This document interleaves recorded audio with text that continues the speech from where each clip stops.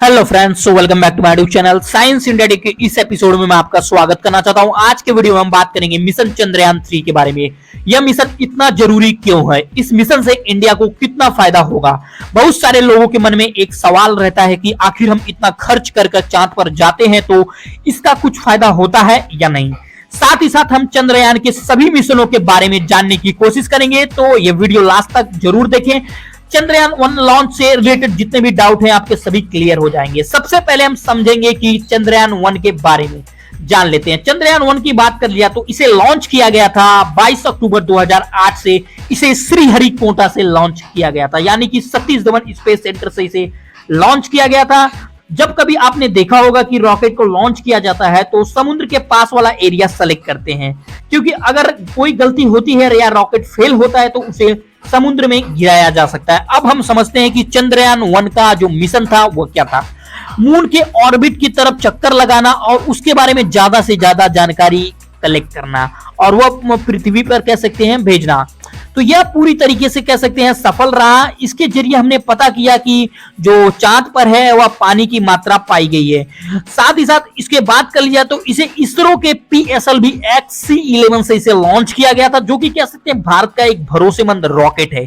इसकी कुल वजन की बात कर लिया तो 1380 केजी इसका कुल वजन था। चंद्रयान 1 में बस एक PSLV रॉकेट और एक इसका ऑर्बिटर था, जो कि कह सकते हैं कि ऑर्बिटर का जो काम था यह पूरी तरीके से यह सफल रहा। और इस बजट की बात कर लिया तो 386 करोड़ इसका कुल बजट था।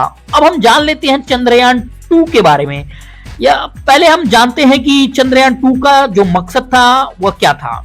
देखिए, दरअसल चंद्रयान 2 का जरिए हम यह जानना चाहते थे कि चंद्रमा पर पानी के अलावा और कौन कौन सी धातुएं हैं जो कि पाई जाती हैं। देखिए, इसमें यूरेनियम, प्लेटिनियम या कह सकते हैं हाइड्रोजन के कुछ आइसोटोप्स की आशंका जताई गई थी। चाइना का यह दावा है कि चंद्रमा के दक्षिणी ध्रुव पर हाइड्रोजन के कुछ आइसोटोप्स मिलने की आशंका है। अब हम बात कर लेते हैं कि अगर भारत को यह पता चलता है वाकई में तो इससे क्या फायदा होगा। हाइड्रोजन के आइसोटोप्स की बात कर ली जाए तो भारत ही नहीं बल्कि पूरी दुनिया को इसका फायदा होगा।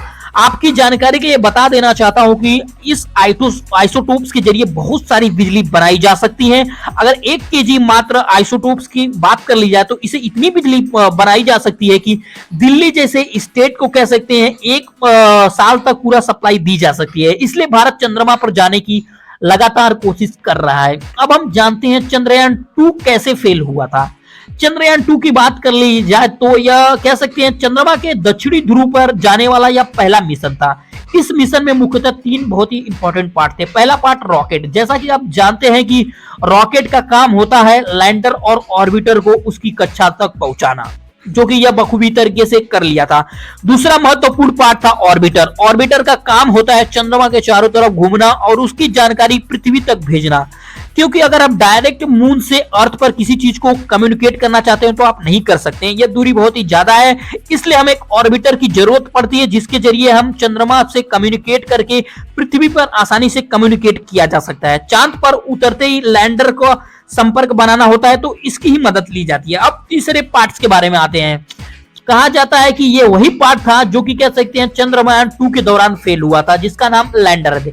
देखिए, चंद्रमा 2 में गलतियां यही हुई थी कि चंद्रमा से 600 किलोमीटर की दूरी पर इसे लैंड करना था। जैसा कि आप जानते हो कि लैंडर को 2 से 3 किलोमीटर 2 से 3 किलोमीटर दूरी पर इसके लैंडर को कह सकते हैं सेंसर को एक्टिव करना था। तो कह सकते हैं इसका सेंसर था पूरी तरीके से करप्ट हो गया था। इसके सॉफ्टवेयर में कुछ ब्लीचिंग होने के कारण इसकी लैंडिंग जो है हार्ड लैंडिंग हुई, जिसके कारण इसका संपर्क टूट गया। अब हम समझते हैं कि हार्ड लैंडिंग और सॉफ्ट लैंडिंग क्या होती है, ये कैसे की जाती है। जैसा कि आप लोग जानते ही होंगे कि अर्थ पर अगर आपको लैंड करना है तो आपको अर्थ के एटमॉस्फेयर की मदद लेनी पड़ती है। जैसा कि आप लोग जानते हैं पैराशूट की मदद से एयर का जो रेजिस्टेंस होता है उसे रिड्यूस करके हम पैराशूट की मदद से आराम से लैंड कर सकते हैं। इसके जरिए प्लेन भी लैंड करता है, पैराशूट से भी हम लैंड करते हैं और हेलीकॉप्टर भी इसी के जरिए लैंड करता है।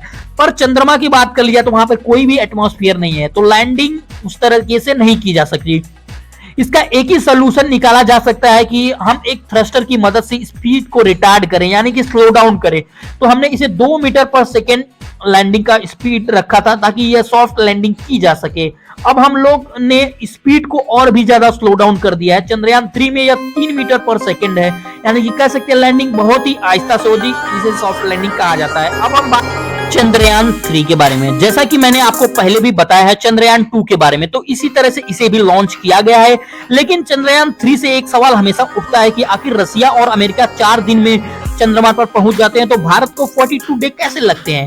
तो बनाई पहले अर्थ का चक्कर लगाएंगे, हर चक्कर के बाद दूरी बढ़ाई जाएगी और इस तरह से हम एक टाइम के बाद लैंडर और रोवर को ट्रांसफर ऑर्बिट में डाल दिया जाएगा। जैसे ही आप देख सकते हो, इसके बाद जो होगा कि कह सकते हैं चंद्रमा के यह चक्कर लगाएगा, वह भी उल्टी दिशा से लगाना स्टार्ट करेगा और ये लंबी दूरी धीरे धीरे धीरे करके कह सकते हैं चंद्रमा के ऑर्बिट पे पास आने की, मतलब कह सकते हैं पास और जैसे ही चंद्रयान 3 चंद्रमा से 3 किलोमीटर की हाइट पर होगा, इसके थ्रस्टर को और सेंसर को पूरी तरीके से एक्टिव कर दिया जाएगा। साथ ही साथ इस बार बहुत सारी तैयारियां भी की गई हैं और बहुत सारे चेंजेस भी किए गए हैं, जैसे में सॉफ्टवेयर अपडेट, कह सकते हैं लैंडर के साइज को भी इंक्रीज किया गया है ताकि अगर हार्ड लैंडिंग भी होती है तो कोई इफेक्ट ज्यादा से ज्यादा न पड़े। इस बार लैंडिंग की स्पीड 2 मीटर पर सेकेंड से 3 मीटर पर सेकेंड तक बढ़ा दी गई है, कह सकते हैं। और इसकी मतलब से लैंडिंग को सॉफ्ट भी किया जा सकता है। इस लैंडर का नाम है विक्रम लैंडर, जो कि विक्रम साराभाई के नाम पर इसका नाम रखा गया है और इसके अंदर जो होगा वो रोवर होगा, यानी कि रॉकर बोगी मैकेनिज्म होगा।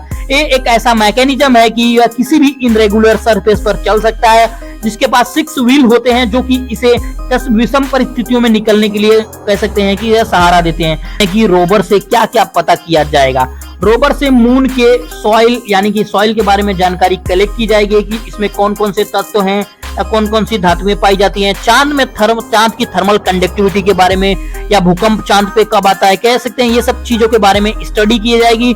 साथ ही साथ इंसानों के रहने लायक यहाँ पे कह सकते हैं संभावना है या नहीं, इसके बारे में भी पता किया जाएगा।